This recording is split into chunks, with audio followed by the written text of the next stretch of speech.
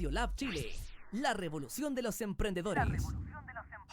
Conversación, consejos, experiencias, creatividad femenina, porque somos poderosas, innovadoras, fuertes y dueñas de nuestras vidas. Bienvenidas a Emprendedoras en Acción, conducido por la periodista Valeria Vargas en Radio Lab Chile. Hola, hola amigos y amigas, bienvenidos acá a Emprendedoras en Acción. Ya estamos, ¿cuándo son las 4? Con 4 minutos nos encontramos acá en los estudios de Radio Lab Chile. Los queremos invitarnos a seguirnos en nuestras múltiples plataformas, acá en Facebook Live, en Twitter, en Spotify, en nuestra página web. Así que si quieren empaparse de este tremendo programa, síganos y comenten en nuestras redes sociales. Recordamos que esta semana ha estado marcada por temas de educación, principalmente por la acusación constitucional en contra de la ministra de Educación, Marcela Cubillos, y por eso, respecto de educación, queremos hablar con la tremendísima invitada, una tremenda mujer. Acá estamos con la presidenta de la FECH, Emilia Schneider, presidenta de la FECH, militante de Comunes, partido del Frente Amplio. Además, es la primera estudiante trans en liderar una federación de estudiantes a nivel latinoamericano. Bienvenida, Emilia, ¿cómo estás? Acá en nuestro programa Emprendedoras en Acción. Muy bien, Vale, aquí muy contenta también de estar con ustedes y muchas gracias por invitarme y que podamos conversar de todos estos temas que han estado tan álgidos, digamos. Claro, porque además de educación vamos a conversar también otro tema que es súper interesante para todos nuestros auditores sobre la ley de identidad de género que va a ser implementada ya en diciembre. En diciembre ya empieza a entrar en vigencia, así que vamos a conversar de educación y también de la ley de identidad de género. Y nos vamos directo a la conversación porque ayer fue rechazada la acusación constitucional en contra de la ministra Marcela Cubillos. Y respecto a eso mismo, Emilia, quería preguntarte, ¿cómo valorarías o cómo percibes tú el rol que ha cumplido la ministra de Educación en este gobierno? Sobre eso, bueno, yo creo que es muy interesante la pregunta, porque lo que ocurre ayer es que si bien la acusación es rechazada, creo que la oposición o quienes trabajaron por esta acusación constitucional dan argumentos muy sólidos respecto a por qué la ministra ha incurrido en un abandono de sus deberes, en un uso ideológico, digamos, particular de distintos instrumentos y recursos del Ministerio de Educación, cómo ha faltado su responsabilidad, por ejemplo, tener durante muchos meses la División de Educación Superior sin una persona en el cargo, cómo los presupuestos no se han ejecutado y de alguna manera cómo en el fondo todo esto tiene que ver con una posición de ella, estar en contra de la educación pública y por supuesto por defender el mercado de la educación. Entonces yo creo que el rol que ha jugado la ministra Cubillos ha sido de alguna manera de un cortafuego, de conflictos del gobierno, negando cualquier tipo de movilización que ha ocurrido, por ejemplo la de las y los profesores, y negándose al diálogo con los actores sociales. Entonces ha sido un rol que ha profundizado aún más la crisis de la educación en Chile, y en ese sentido creo que lo que ocurre ayer con el rechazo es que a la derecha no le quedaban más argumentos que el voto ideológico y la defensa personal de la ministra, que fue lo que vimos un poco en el Congreso. Y respecto a la actuación de la oposición, ¿cómo desde esa vereda tú evaluarías también qué se ha articulado la oposición? Tú te has destacado este año por generar diversas instancias para articular a la oposición. ¿Cómo ves tú también el rol de la oposición a la hora de presentar esta acusación y que finalmente es una fallida de parte de la oposición? Yo creo que esto nos abre muchas preguntas a la oposición. O sea, si nos remontamos a años atrás, el 2013 el movimiento estudiantil sin escaños en el Parlamento, con todos los nuevos liderazgos que lleva el Frente Amplio este espacio, logramos sacar al ministro Beyer. Entonces ahí cabe preguntarnos hoy día, ¿la oposición realmente tiene fuerza política? ¿Realmente tiene mayorías que estén presionando por transformaciones o, por ejemplo, por esta acusación constitucional? Yo creo que cabe preguntarnos eso, ¿cómo antes lo logramos y hoy día no? ¿Qué ha cambiado?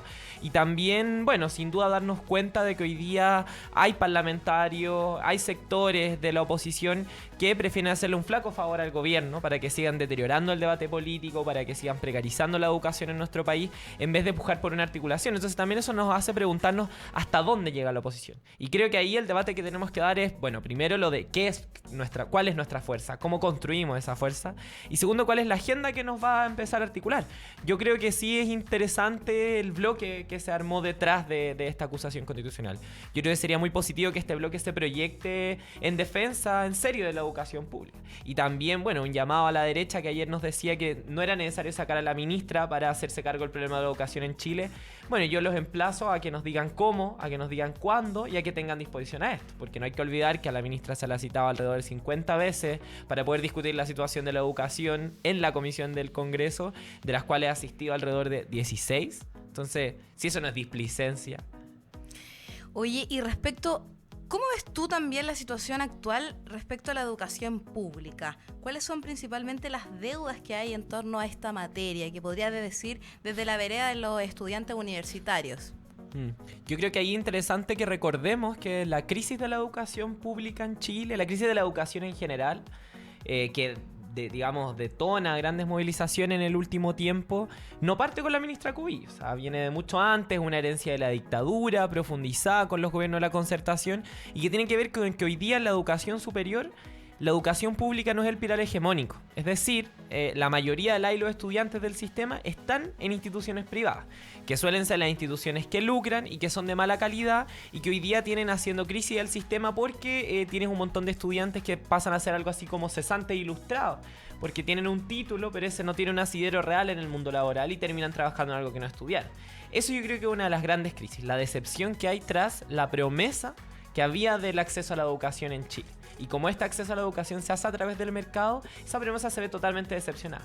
Por un lado tenemos ese problema, por otro lado tenemos el abandono de la educación pública, porque hoy día no solamente tiene que ver con que la mayoría de los estudiantes estudien en instituciones privadas, sino que la mayoría de los recursos del Estado, del Ministerio de Educación, por vía de la beca de gratuidad, por vía del CAE, por vía de distintos beneficios, van a parar a instituciones privadas masivas lucrativas y por lo tanto a los bolsillos de los empresarios de la educación. Entonces tenemos ese segundo tema, las instituciones públicas nos estamos quedando sin recursos, sin financiamiento porque se le está dando al mercado. Y el tercero tiene que ver con las altas tasas de endeudamiento que hay, que tiene hoy día una tremenda precarización en la familia y por ejemplo han detonado problemáticas de salud mental como las que movilizaron a los estudiantes de la Universidad de Chile a principios de año. Tú, respecto a esto mismo que tú dices, el endeudamiento, la salud mental, ¿podríamos decir que existe en Chile educación para un tipo de personas y para otro? ¿Hay una diferencia en la educación? ¿Hay tipos de personas que pueden adquirir educación? Personas de primera y segunda clase, podríamos decir, porque ¿cómo ves tú eso mismo que estudiantes tengan que pagar en instituciones privadas que no entreguen una calidad tan buena en la educación? ¿Cómo lo ves tú? ¿Cuál es el problema ahí finalmente? Justamente, muy provocativa la pregunta, porque creo que ese es el gran problema que tenemos aquí en Chile, es que tenemos educación para ricos y educación para todo el resto. Algo así de crudo es. O sea, tenemos instituciones, las instituciones públicas siguen siendo las instituciones más heterogéneas, pero también cada vez, con la precarización de la educación secundaria se van elitizando aún más. Por otro lado tenemos las instituciones privadas, lucrativas y de mala calidad, donde estudian las mayorías del país, la mayoría de los colegios que no son de élite. Y por otro lado tenemos una franja de instituciones privadas que sí responden a la élite chilena y que son instituciones de mejor calidad y que vienen un poco a reemplazar a esa franja de la población que no ingresa a las instituciones públicas.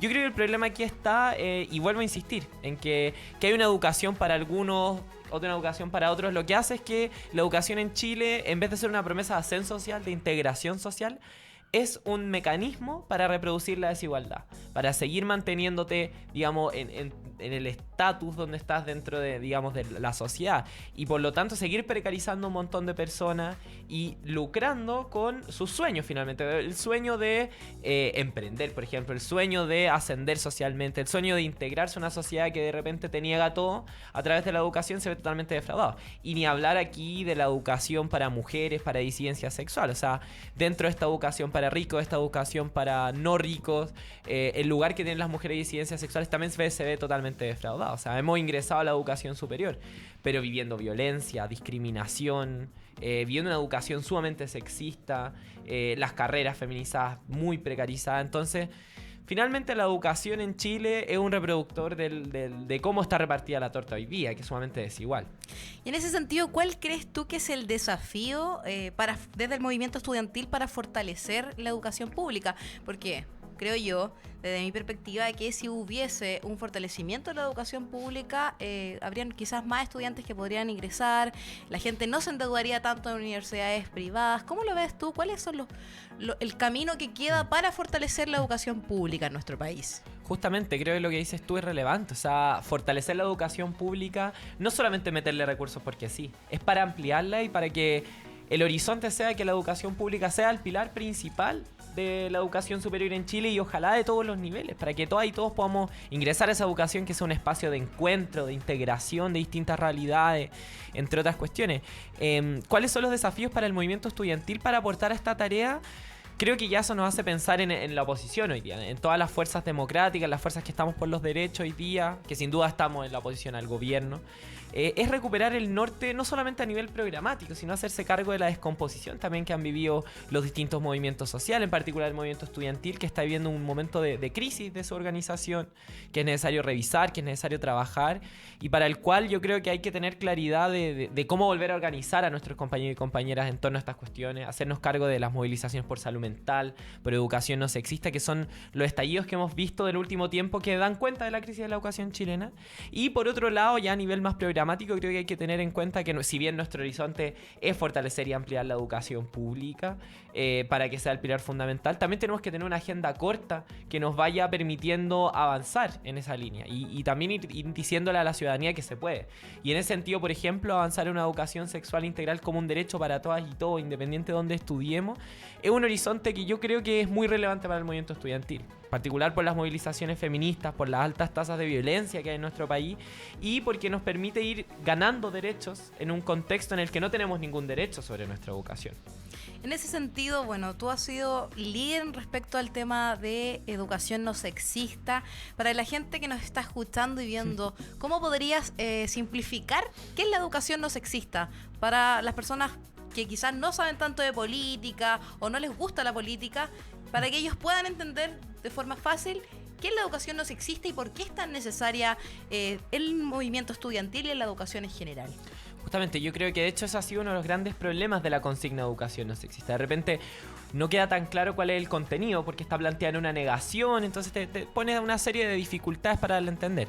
Pero el año pasado un poco lo que combatíamos era, o lo que levantábamos era construir una educación no sexista para que los espacios educacionales deje de haber violencia, deje de haber encubrimiento de la violencia, discriminación y en el fondo a las mujeres y a las disidencias sexuales que nos dejen de expulsar de esos espacios.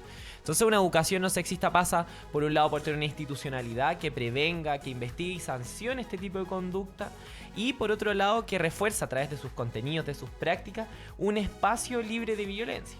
Y eso ya es bastante amplio. Y ahí yo creo que es interesante hablar, insisto, de educación sexual integral, que es una bajada concreta, creo yo, de lo que es construir una educación libre de sexismo. Es conquistar una educación sexual integral en la que hablemos de orientación sexual, identidad de género, de violencia, de consentimiento. Y es porque ahí podemos aprovechar, y yo creo que ahí ese es el valor y la importancia de la consigna de una educación no sexista, es que aprovechemos el potencial transformador que tiene la educación. Porque podemos tener un sistema de sanciones a nivel penal dentro de las instituciones educacionales perfecto, que sancione a todos quienes sean acosadores, abusadores, violadores, con todo el rigor de la ley, pero no vamos a estar construyendo una sociedad que en serio se replantee su forma de relacionarse. Eso solo se puede hacer a través de la educación, de ir incidiendo en cómo se conforman los nuevos sujetos y sujetas que en el futuro van a ser las generaciones que lleven esta sociedad, que son los niños y niñas, los adolescentes, los universitarios incluso. Entonces creo que ahí está el potencial de la educación no sexista, ese cambio de fondo, de raíz, que el movimiento feminista viene reclamando hace rato. Claro, y respecto a cómo se vive en la Universidad de Chile actualmente, hay una facultad, la Facultad de Artes, que está en toma presuntamente por situaciones de encubrimiento presuntamente. ¿Que nos puedas contar respecto a eso? ¿Cómo se ha dado esa movilización en un contexto que ya estamos terminando, quizás fin de año? Justamente. ¿Cómo ha sido recibido también eso de parte de ustedes como Federación de Estudiantes de la Universidad de Chile y también desde las autoridades de la universidad? Bueno, esta es una movilización que viene de hace muchos años. La Facultad de Arte está en una crisis en términos infraestructurales, una falta de proyecto de Facultad de Horizonte y sin duda ahí cuando hay abusos de poder, cuando hay desorientación, redes clientelares, es caldo de cultivo para que hayan abusos, acosos y que las redes de poder interna encubran esas cuestiones. Entonces tenemos esta situación de la Facultad de Arte y desde que yo asumí como presidenta de la federación en mayo, hasta ahora hemos estado trabajando bien cerca de las estudiantes, de la y los estudiantes de la Facultad de Artes para llevar este tipo de movilizaciones y sus demandas a los distintos espacios institucionales y pujar por ello. Por ejemplo, fue la toma de la Casa Central de la Universidad de Chile, de la cual sale una mesa institucional para empezar a trabajar las falencias en términos de proyectos de la Facultad de Artes, infraestructura, docencia, todo lo que tiene que cumplir una institución educacional. Y lo que están exigiendo ahora las estudiantes y que las llevó a irse a toma, como, digamos, por ser la cuestión más sentida, más dramática de su pliego de demanda, es la salida de su decano, de Luis Orlandini. Que es un decano que abiertamente y a la luz de lo hecho ha encubierto situaciones de violencia. Es decir, dejó sobreseído, es decir, sin sanción, a un profesor que estaba denunciado por acoso y abuso, por acoso, digamos, dentro de la institución. Pasando a llevar que los grandes acuerdos que tomamos el año pasado con la movilización no sexista dentro de la Universidad de Chile era que iba a existir una nueva institucionalidad que evitara que las autoridades de las facultades tomaran decisiones sobre esas cuestiones para evitar abusos de poder, conflictos de interés, entre otras cosas. Entonces todo esto está muy cruzado porque todavía en la Universidad de Chile los acuerdos del año pasado no se han cumplido. Es decir, la educación no sexista sigue siendo una promesa incumplida en todo el país y en la Universidad de Chile también. Y lo que hoy día tiene a las estudiantes movilizadas es la salida del decano. Y de hecho aprovecho este espacio por si nos está escuchando, de emplazarlo a que renuncie, que dé un paso al costado, porque creo yo que es lo único que hoy día puede permitirnos generar condiciones para reconstruir una comunidad que está tan afectada como la de la Facultad de Arte. Y respecto a las autoridades de la propia facultad o las autoridades de la universidad, ¿has tenido algún feedback, alguna respuesta respecto a esta petición de la salida del decano? ¿Cómo ha sido recibida también esta demanda por educación no sexista y también específicamente por este decano que encubre? Bueno, sobre lo primero, sobre educación no sexista y las demandas de la facultad, creo que tuvimos un diálogo provechoso con la rectoría de la universidad. Creo que hay un abandono histórico de la Facultad de Arte, una precarización infraestructural, de docencia, que tiene a toda la comunidad en condiciones bastante indignas. Y ahora estamos generando un espacio de trabajo donde la y los estudiantes y todos los estamentos van a poder trabajar en ese proyecto. Y esto va a ser mediado por la rectoría, es decir, se espera que sea un espacio que dé frutos concretos. Creo que por ese lado hemos dado importantes pasos. Por el otro, hasta ahora no hay una posición oficial de la universidad. Hasta ahora lo que se nos ha dicho es que por la institucionalidad, cuestión que no es mentira, no pueden sacar al decano Orlandini, lo que también da cuenta de una institucionalidad muy débil, muy falente para hacerse cargo de estas situaciones.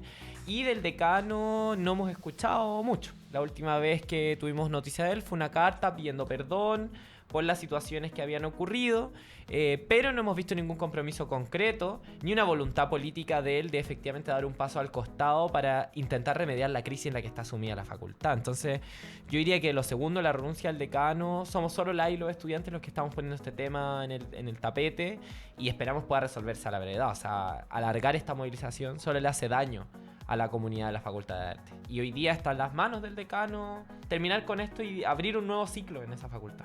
¿Cuánto tiempo llevan aproximadamente paralizado en toma?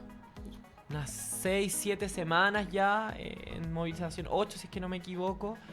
Ha sido una movilización larga y durante todo el año ha tenido distintas expresiones. O sea, hemos ido al Consejo Universitario a irrumpir con un montón de estudiantes para exigir que este tema se hablara.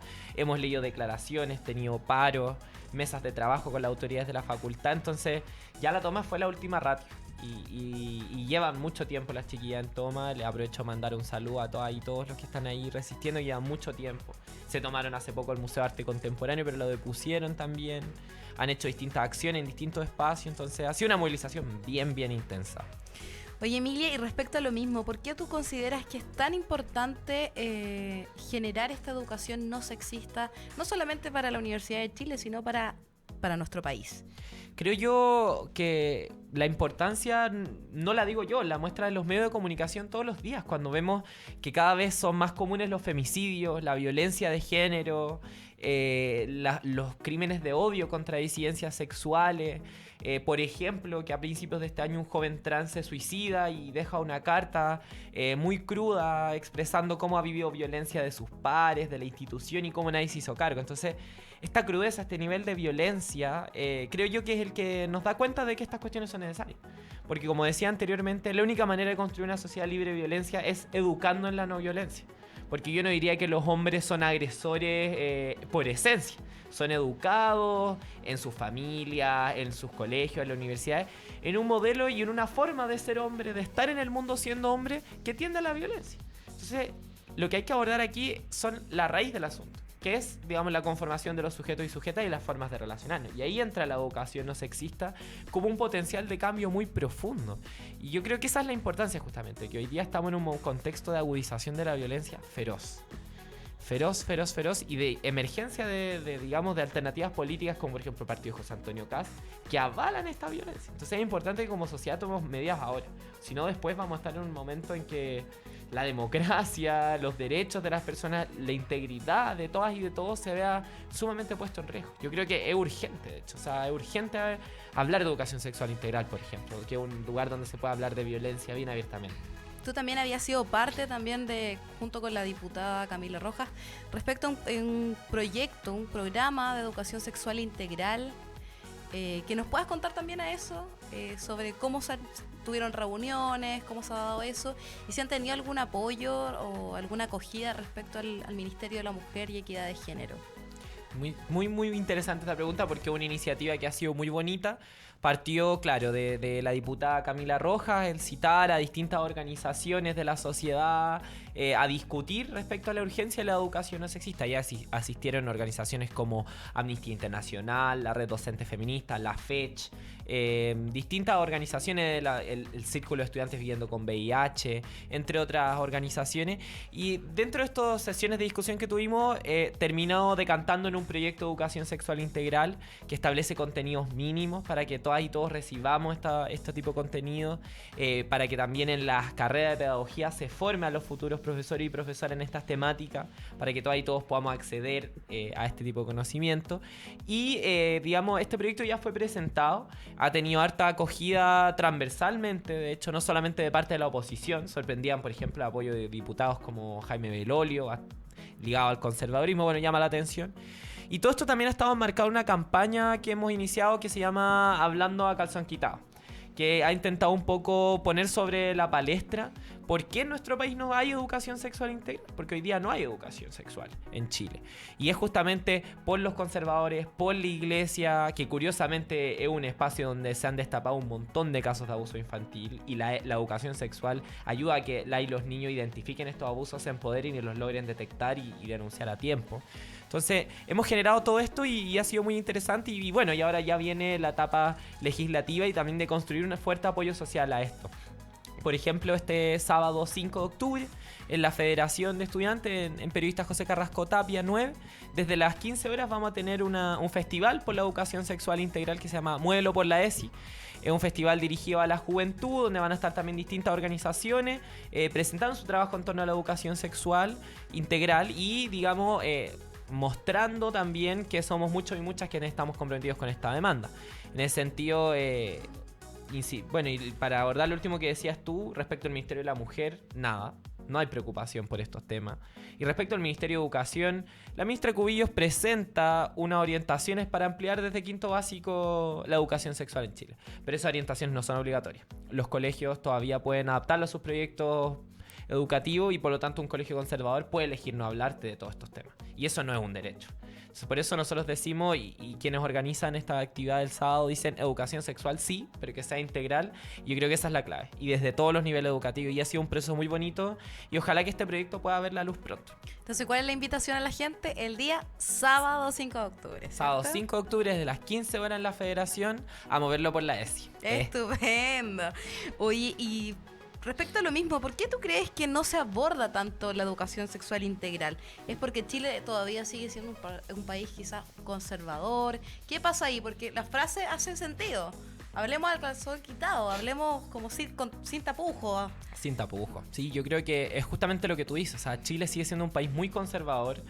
que está despertando, pero que todavía quienes, digamos, manejan el poder siguen siendo grupos políticos muy ligados a la iglesia, a sectores conservadores, que para mantener justamente su propio poder, su propia legitimidad, no les conviene hablar de estos temas. O sea, hablar de educación sexual integral, empezar a hablar de orientación sexual, de identidad de género, empezar a resquebrajar todo este tipo de cuestiones que finalmente nos oprimían, o sea, que nos obligaban a ser hombre, a ser mujer de una manera determinada, a que nos obligaban a amar de una forma, que prohibían otras formas de amar, otras formas de hacer familia, y que se ha caricaturizado mucho como que las feministas estamos en contra de la familia. Al contrario, estamos por ampliar esos conceptos. Las formas de amarse, de agruparse humanamente son diversas, y esa es la riqueza que tenemos.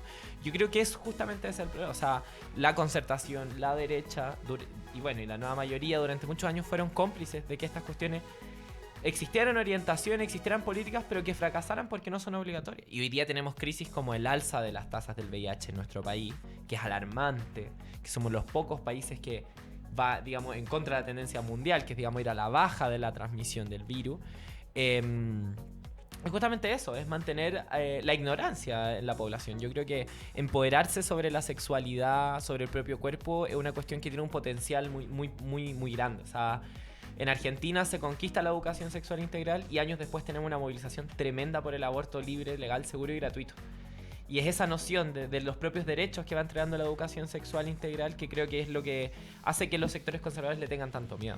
Igual hay que poner el punto respecto a que la educación sexual integral tendría que ser aplicada desde la infancia, porque eso es lo que apunta el proyecto todos de los la niveles diputada. educativos, de la más temprana infancia. Y eso apuntaría también a que no existieran tantos abusos sexuales. Justamente, o sea, está probado que mientras más herramientas le entregas a las niñas y niños, pueden detectar ante estos abusos. O sea, hay niñas, hay una noticia hace poco en Argentina, no recuerdo bien el nombre, una niña que tras recibir una clase de educación sexual se dio cuenta del abuso que estaba viviendo. Y eso también es muy paradójico, porque la iglesia ha sido gran enemigo de la educación sexual integral, diciendo que se van a sexualizar a los niños, con mis niños no te metas, etc. Pero en el fondo ahí lo que estamos haciendo es seguir permitiendo que personas abusen de nuestros niños y niñas, porque no le estamos dando las herramientas para que nos digan, hey, me está pasando esto, y para que una, digamos, pueda tomar acciones respecto a eso. O sea, y eso es alarmante. O sea, y yo creo que eso es lo interesante, y eso es lo que ha hecho que esto tenga un apoyo tan transversal. Es que ese eslogan de los niños primero se puede hacer en serio carne, digamos. Claro, porque en el fondo si se le entregan herramientas a los niños van a poder identificar y decir, oye, si tú le enseñaras a un niño pequeño que hay partes del cuerpo que hay límite. Que hay límite, que hay partes del cuerpo que no pueden ser tocadas por adultos, por ejemplo, que son zonas privadas, que son zonas... Yo creo que eso claramente va a generar mayor empoderamiento, mayor educación en torno a nuestros cuerpos, y obviamente eso va a prevenir situaciones de abuso, porque la educación sexual integral no solamente... es también educación en la infancia respecto a los abusos, pero también va complementado de prevención. Consentimiento. ¿Qué más? A ver. Distintas cuestiones. O sea, ITS, por ejemplo. Hablar de VIH, hablar de prácticas sexuales responsables, no acotarlas solamente a la práctica sexual, porque no hay prácticas riesgosas, hay formas irresponsables de llevar las prácticas sexuales, eso es importante. Y yo creo que incluso más allá de la infancia, cuando vamos creciendo, también hablar de consentimiento es importante. O sea, cuántos abusos, relaciones tóxicas, violentas podríamos identificar a tiempo si le hablamos a las niñas del consentimiento, y cuántos jóvenes podríamos, digamos, ayudar a educar en la no violencia si les hablamos de cuáles son los límites, de cuáles son los consentimientos, si vamos desmitificando cuestiones. Creo yo que realmente es una política que nos haría muy bien como sociedad. Perfecto, Emilia. Bueno, pero antes de seguir con esta rica conversación, los quiero invitar a nuestros auditores a escuchar un excelente tema de una banda de rock llamado Pájaro Verde. El tema es Ella, acá de la banda nacional Pájaro Verde.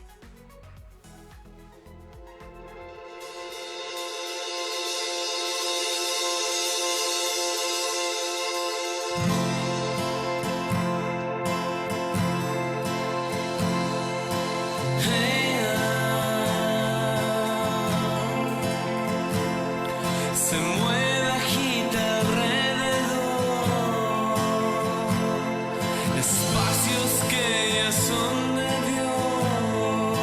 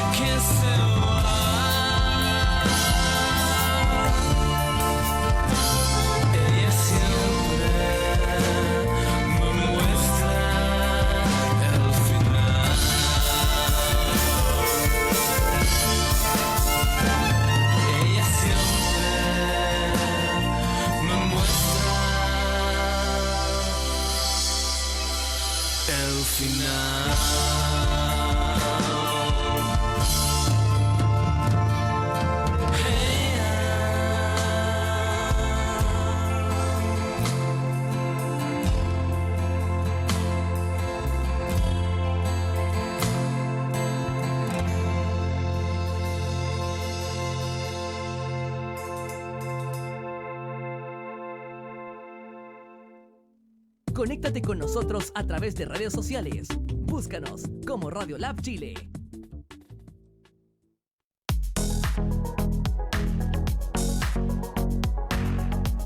Y volvimos con todo acá en nuestro programa Emprendedoras en Acción, cuando son las 4:37. Santiago despejado con temperatura de 17 grados acá según la página de la meteochile.cl de Meteorología de Chile. Bueno, seguimos conversando acá con la tremendísima Emilia Schneider, presidenta de la FECH. Hablamos de educación no sexista, de cómo lo está haciendo el gobierno en torno al fortalecimiento de la educación pública. Y queremos pasar a otro tema que también está en la palestra y que puede aportar también respecto a la inclusión, la integración, la no discriminación. Hablamos de la Ley de Identidad de Género. Para partir voy a leer un extracto respecto a qué informa el Congreso respecto a esta ley. La Ley de Identidad de Género se entiende como la convicción personal e interna de ser hombre o mujer, tal como la persona se percibe a sí misma. Esto puede o no corresponder con el sexo y nombre que figura en la inscripción del nacimiento. El derecho a la Ley de Identidad de Género consiste en la facultad de toda persona cuya identidad de género no coincida con su sexo y nombre registral. Bueno, esta ley, ahora las personas trans, las personas que se sientan con otra identidad, van a poder cambiarse el nombre legalmente, y esto va a ser aplicado desde diciembre. Ya fue aprobada esta ley. Queremos preguntarle a Emilia respecto a esto. ¿Cómo crees tú que la Ley de Identidad de Género viene a aportar a nuestra sociedad? Bueno, primero un comentario preliminar sobre lo que decías tú. Claro, la Ley de Identidad de Género fue aprobada el año pasado, tras un trabajo de un montón de activistas, organizaciones que estuvimos ahí presionando. A mí me tocó de hecho estar en la votación en la Cámara del Senado cuando se aprobó, que fue un momento de mucha alegría, pero lamentablemente todavía no ha sido implementada porque el gobierno ha dilatado la entrada en Contraloría de los reglamentos de ejecución, digamos, estas cuestiones que tienen que ver con el registro civil, con el acompañamiento a las niñas de, digamos, mayores de 14 años que pueden cambiarse el nombre y el género con esta ley. ¿Cómo creo yo que aporta la Ley de Identidad de Género a la sociedad chilena hoy día? Viene a hacerse cargo, creo yo, de saldar un pequeño pasito de la tremenda deuda que tiene la sociedad en general con la población trans. Una población que históricamente ha sido violentada, excluida, que ha visto sus derechos humanos y sus derechos fundamentales violados sistemáticamente en dictadura y en democracia. Y previamente a eso, sin duda, y que se ha visto históricamente negada. El reconocimiento de nuestra identidad de género nos permite, frente a la institucionalidad, frente al Estado y frente a quienes tengamos que, digamos, mostrar nuestra identificación, el ser reconocidas y reconocidos por quienes realmente somos, digamos, por quienes nos sentimos, quienes vivimos.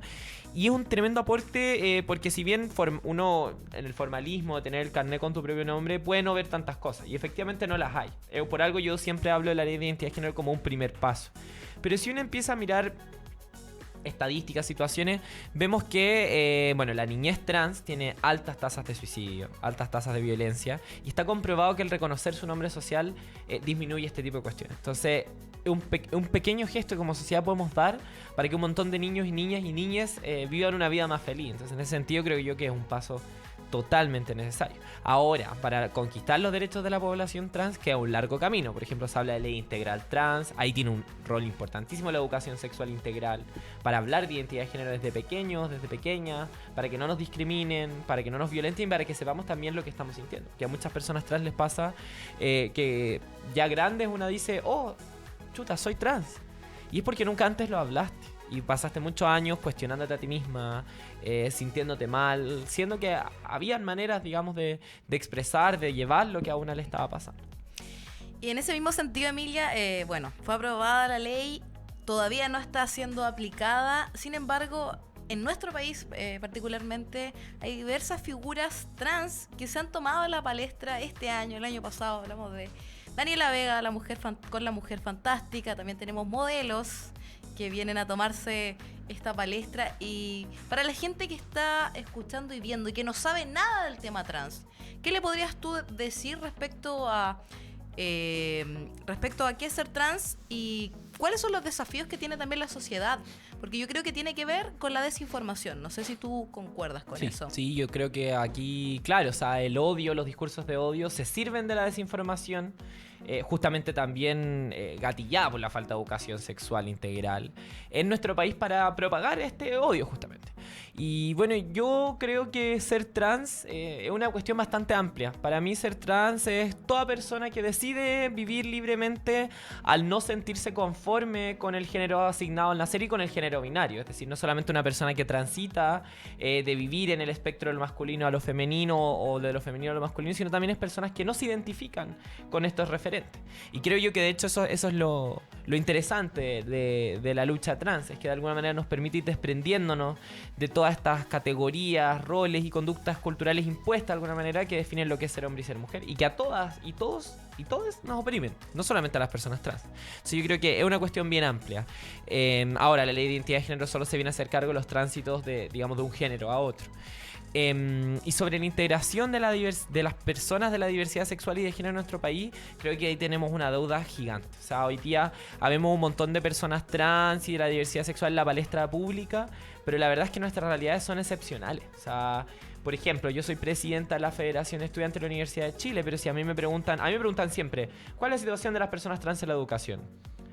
Bueno, además de que no cuesta que nos reconozcan digamos, nuestro nombre social, y de hecho fue una lucha y lo ganamos el año pasado en las movilizaciones feministas, el gran problema es que las personas trans no acceden a la educación. Que las personas trans son marginadas desde su niñez de los colegios por violencia, por discriminación, no solamente por no el reconocimiento de su identidad. Y eso segrega y no excluye, y principalmente a las mujeres trans nos relega a, por ejemplo, trabajos como el trabajo sexual, que son por fuera de la legalidad, donde va asociada mucha violencia, mucha estigmatización, y bueno, y yo creo que ahí se va a configurar una situación de violencia muy brutal sobre las identidades trans, sobre la población trans. O sea, y de alguna manera creo que ahí se van esbozando los desafíos que tenemos. O sea, por ejemplo, hablar de una ley integral trans, que repare las violaciones de derechos humanos, que dé cupos laborales, cupos educacionales, que es algo que también vamos a empezar ahora a trabajar con distintas organizaciones. Entre otras cuestiones, yo creo que la integración de las diversidades sexuales en Chile es muy deficiente, y eso lo muestran claramente las altas tasas de crímenes de odio. Y que hoy día, por ejemplo, discursos como puede ser en su momento Marcela Aranda, José Antonio Kast, figuras que tienen gran, digamos, como eco en el debate público, puedan con total legitimidad cuestionar los derechos humanos mínimos que cualquier persona tiene, en este caso las personas trans. Igual ahí lo clave es que estamos hablando de derechos humanos. Eso yo creo que igual la gente generalmente no lo ve desde ese foco, pero son derechos humanos. Y me parece bastante preocupante y alarmante que lo que tú dices, que la mayoría de las mujeres trans no ingresan a los sistemas educacionales, y si trabajan en condiciones muy precarizadas. Muy precarizadas. ¿Cómo Trabajo podríamos flexible. avanzar? Claro, ¿cómo podríamos avanzar? ¿Cómo está avanzando en ese sentido la Universidad de Chile? ¿Y cómo podríamos avanzar en torno a que las mujeres trans, los hombres trans y la diversidad en general puedan expresar en sus trabajos, en su vida cotidiana, ser personas libres finalmente? Yo creo que ahí hay un montón de aristas, y que de hecho en nuestra conversación han ido saliendo pistas de cómo avanzar. Yo creo que, bueno, primero, para el largo plazo, educación sexual integral, como con una perspectiva no sexista, en diversidad, etcétera. Eso es para construir una sociedad donde en algún momento las personas trans podamos desenvolvernos sin violencia, sin discriminación. Ahora, para hacernos cargo de la actualidad, bueno, primero el acceso a la justicia, o sea, hacerse cargo de todos los crímenes de mujeres trans que no salen en los medios de comunicación, de los crímenes que ocurren con las trabajadoras sexuales, de reconocer su trabajo también, porque hoy día hay sindicatos de trabajadoras sexuales que se organizan justamente para resistir a toda esta precarización y que no tienen ningún tipo de reconocimiento por parte de ningún organismo, ni ningún tipo de seguridad social, entre otras cuestiones. Y ya hay caminos en otros países de la región, Latinoamérica, por ejemplo, en Uruguay, la ley integral trans, que grupos conservadores intentaron bajarla hace poco y no lo lograron, digamos, en un referéndum. Y esa ley yo creo que plantea ciertos pasos que nos permiten ir desbloqueando estas cosas. Cupos laborales en el sector público, por ejemplo. para que las personas trans ingresemos a esos espacios laborales, se empiece a naturalizar nuestra presencia en esos espacios.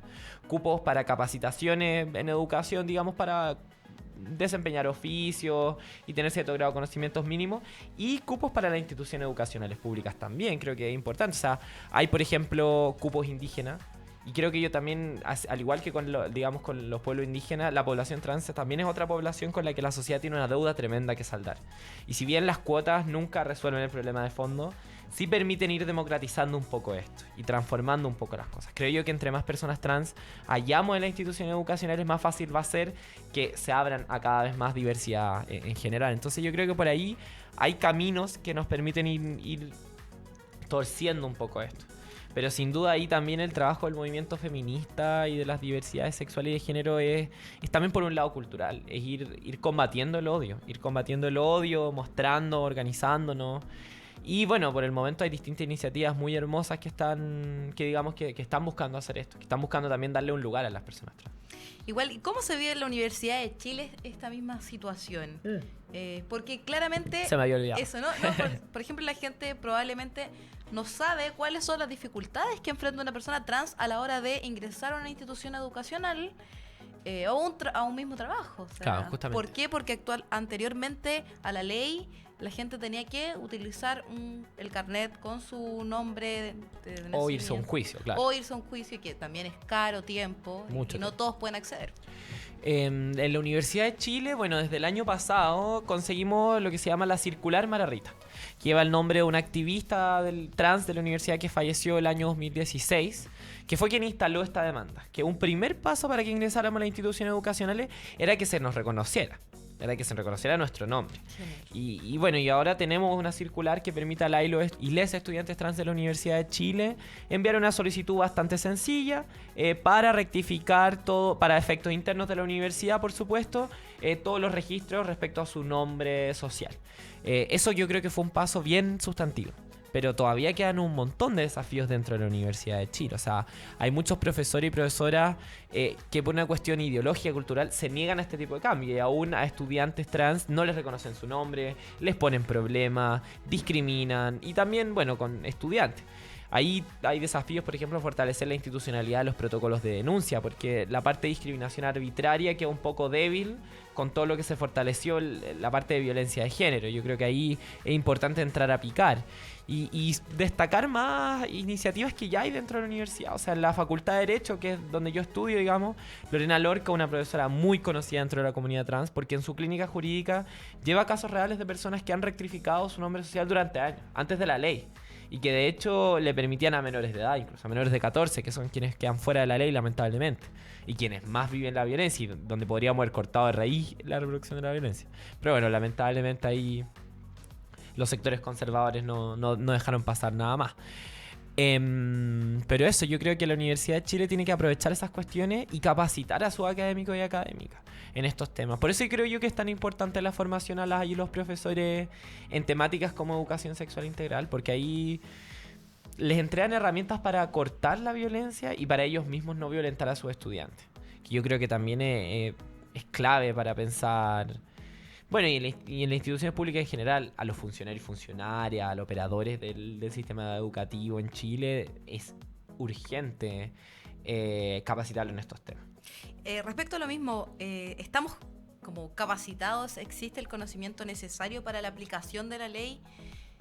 ¿Cómo lo ves tú? Porque todavía no ha sido aplicada, entra ahora en diciembre. ¿La gente del registro civil está preparada? Yo creo que sí, o sea, no podríamos dilatar la entrada en vigencia de la ley. Pero yo creo que esto va a gatillar un poco el cambio, el que nos hagamos esa pregunta como sociedad. Yo creo que nuestra sociedad sigue llena de odio, de violencia, pero también por otro lado hay mayorías que se han expresado en contra de estas cuestiones. O sea, vimos el 8 de marzo, lo que fue las movilizaciones el año pasado. Ahí hay muchas personas manifestándose en contra de esta violencia. Entonces creo yo que, claro, queda mucho, pero la aplicación de esta ley no se podía atrasar más. Y respecto con los menores de 14 años, ¿cómo ves tú que la ley no les dé asidero también? Es gravísimo, creo yo. La votación, bueno, se dio diferida justamente, pero es gravísimo porque hoy día son las y les niñas trans quienes se ven más afectados de alguna manera. O sea, Porque si cortamos la exclusión desde la niñez, si les damos oportunidades de integrarse a un modelo educativo no sexista, libre de violencia, vamos a permitir que las futuras personas trans sean personas más felices, integradas, que sus pares les reconozcan. Y en ese sentido, hacernos cargo también de la alta tasa de desescolarización que vive en la niñez trans. Entonces, creo yo que ahí fue el sector conservador imponiendo sus cortapisos, que es una cuestión que hemos visto históricamente en nuestro país, cómo la iglesia, los conservadores imponen su agenda y cortan partes importantes de transformaciones sociales, justamente en esta un poco lógica de política de consenso, en vez de ver, digamos, dónde está la mayoría sustantiva. Yo creo que las mayorías están del lado de la identidad de género. Respecto a lo mismo, Emilia, ¿cuál es el mensaje que les daría a las familias respecto a dónde acudir, por ejemplo? Porque yo creo que también hablábamos de la alta tasa de suicidio en la población trans, probablemente en la adolescencia. Hablamos del caso también de Matías Guevara, que lamentablemente se quitó la vida por acoso en el colegio. Entonces esas mamás y esos papás que tienen hijos y que tienen hijos trans, ¿dónde pueden acudir? ¿Qué organismo, qué organización puede acogerlos para poder informarse y estar capacitados para abordar esta situación? Justamente, yo creo que eso es lo más importante, esas redes comunitarias que permiten que las familias lo lleven de mejor manera, que las niñas, que las personas trans lo llevemos de mejor manera. En ese sentido, yo creo que hay un montón de organizaciones. Yo, por mencionar alguna, está la OT, que es Organizando Transdiversidades, que trabaja hace mucho tiempo, por ejemplo, en torno a consultas psicológicas individuales y comunitarias para ir trabajando temas, trancas que una puede tener al vivir su transición. Está la Fundación Selena, que trabaja harto con familias y con niñez trans en particular, que es muy interesante también lo que tienen en la escuela Maranta Gómez, que es una escuela para niñas trans que han vivido violencia, que han vivido desescolarización. De hecho, hoy día yo me integré como profesora de historia de esa escuelita porque ya mi periodo en la fecha va terminando y a mí me interesa mucho poder aportar desde ahí. Estaban fundaciones como Todo Mejora, y que yo creo que esas tres organizaciones son organizaciones bien fuertes. Bueno, Fundación Renaciendo, que otorgan distintos tipos de acompañamiento a la familia y sobre todo a las niñas que están viviendo este problema y que yo creo que le dan un espacio también a las niñas para hablar por sí mismos, para tomar sus decisiones, para autodeterminarse y para ir viviendo todo este proceso de alguna manera, de manera feliz, de manera sana. Yo creo que es muy importante realmente a las familias que nos puedan estar escuchando, a las personas trans que nos pueden estar escuchando, ese apoyo yo creo que es clave. O sea, yo misma y muchas otras personas trans lo han dicho públicamente. Yo acudí, por ejemplo, al OTD en mi caso para empezar mi transición. Una sola muchas veces no puede, porque justamente estos temas no se hablan. Entonces yo creo que ahora mucho más, pero estos temas no se hablan y es importante acudir a esas redes. Perfecto, Emilia, que nos puedas contar también respecto a lo que contabas, qué es lo que viene para ahora, el presente y también el futuro respecto a tu carrera como líder estudiantil y también como política en general. Bueno, yo ahora en un mes más o menos vienen las elecciones de la Federación de Estudiantes de la Universidad de Chile. Esperamos que pueda haber una buena participación. Yo aquí, citando un poco a la expresidenta Bachelet, no pretendo, no seré ni voy a ser candidata nuevamente. Justamente porque creo que es un momento de dar vuelta a la página. Yo llevo harto tiempo siendo dirigente de la Universidad de Chile y es importante el recambio, pero sin duda yo voy a estar ligada al mundo educacional desde mi partido, el Partido Común, y yo soy militante y siempre voy a estar a disposición de ese proyecto. Pero para mí la posibilidad de poder ser profesora, entregarle herramientas a niñas trans es una cuestión que me llena mucho. De todas maneras se vienen proyectos. Ahora nos vamos a juntar con varias organizaciones a empezar a generar una iniciativa por el cupo estudiantil trans en las universidades públicas, que yo creo que es una cuestión muy importante, que surge el diálogo entre distintas activistas y organizaciones de la diversidad y lo trans, digamos. Así que se ven hartos proyectos para mí, pero más ligados a la disidencia sexual, a la población trans, que propiamente al movimiento estudiantil en términos formales, pero siempre me van a tener ahí a disposición. En esta vereda, por lo menos. En esta vereda, por supuesto. Emilia, y respecto a lo mismo, que nos puedas contar un poco sobre la escuelita y este nuevo desafío como profesora. ¿Cualquier niño trans puede ir? ¿Cómo?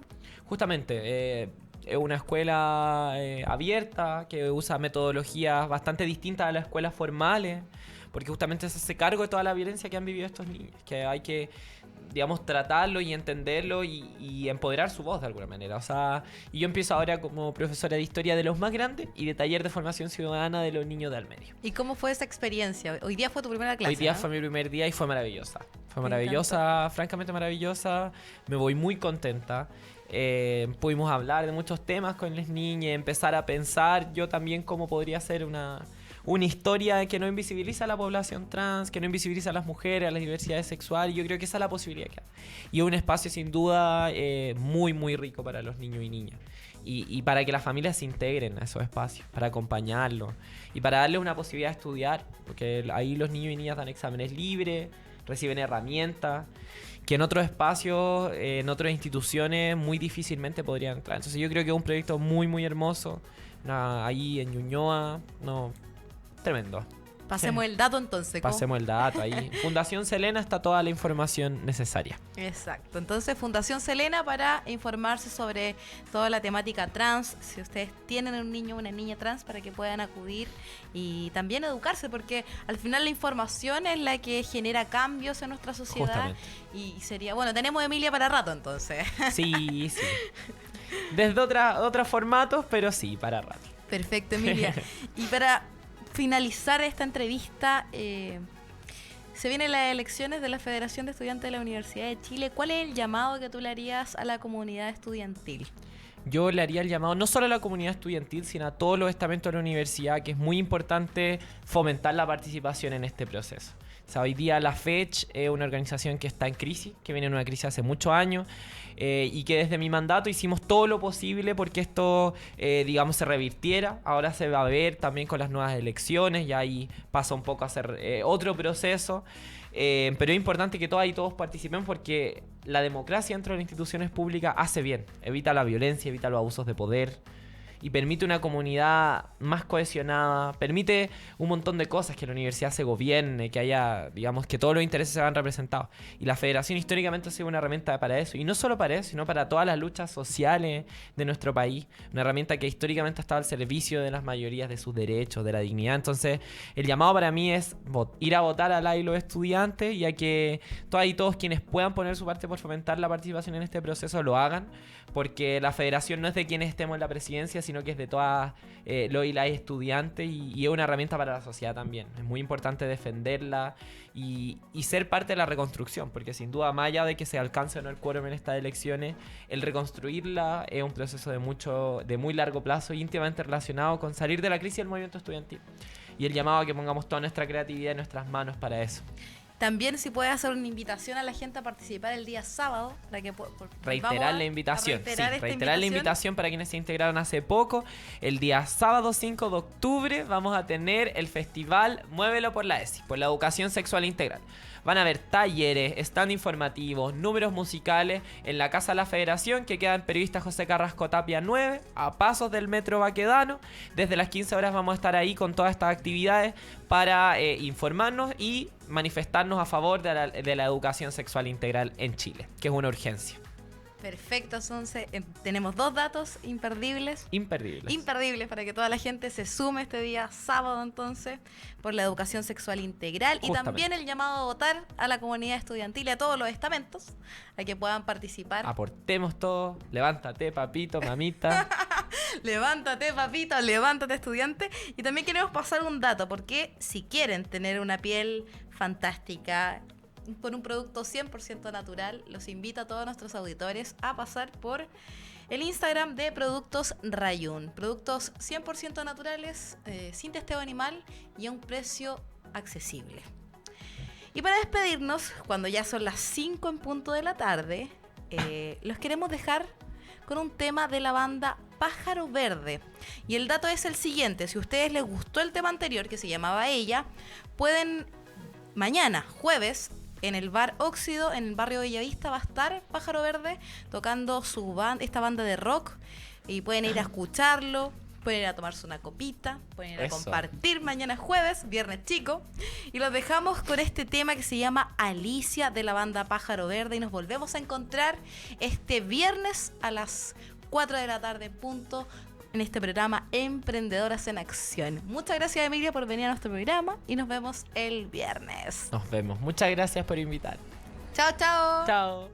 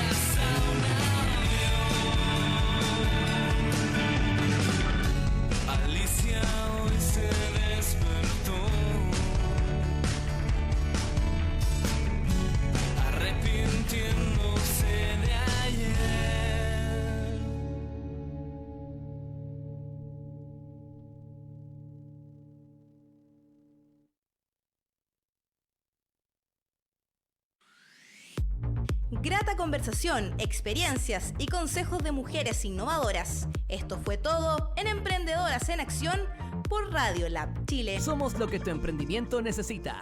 Un shot de motivación en Radio Lab Chile, la radio de los emprendedores.